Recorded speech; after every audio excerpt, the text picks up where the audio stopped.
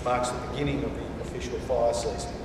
We've already seen many fires throughout New South Wales. Last week I saw the near devastation firsthand when I travelled with the Commissioner and other representatives of Fire and Rescue New South Wales and the Rural Fire Service up to the Blue Mountains, up to Lura, and to see how close people's homes came to fire. Of course, we all know that with the weather we've had for the last couple of weeks, some will say, look, it's not a priority, it's not going to happen because everything's wet, all the undergrowth is wet.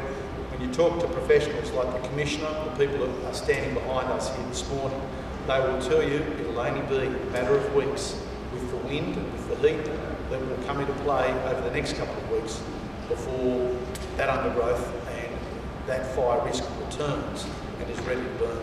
You can see behind us this rather large screen of the Operations Centre. It was in fact one of the first things that I did on becoming the Minister for Emergency Services. I sat down with the professionals and I said, what do you need? They said, we need to have as much information into this Operations Centre as we can.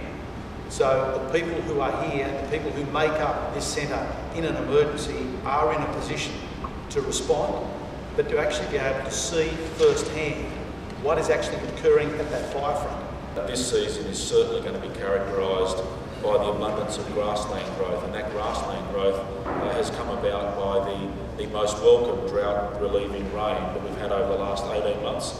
But whilst that relief has been most welcome, as the Minister's indicated, the grass growth that has come from that has not been seen in New South Wales like it is today since the early 80s or indeed the early 70s. So you've got to go back 30 or 40 years before you can find conditions of a parallel in relation to the grassland risk. Volunteers, firefighters, land management agencies have all been spending record amounts of money in relation to getting hazard reduction activities underway and actually completed.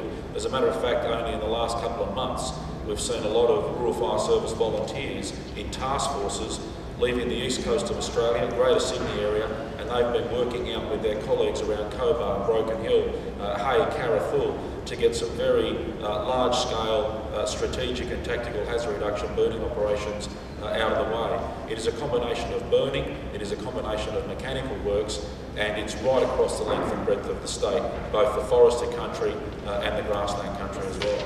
But what we have always done in New South Wales, and the technology is enhancing that capability, it's all about intelligence gathering and information gathering and sharing that information.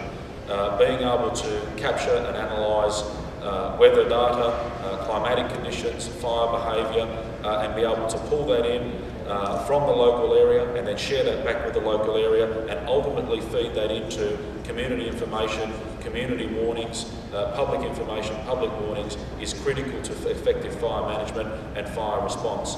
We are confident that we are doing all we can and will continue to improve our ability to capture information and share that information with our local incident management teams and of course with the communities that are affected by fire.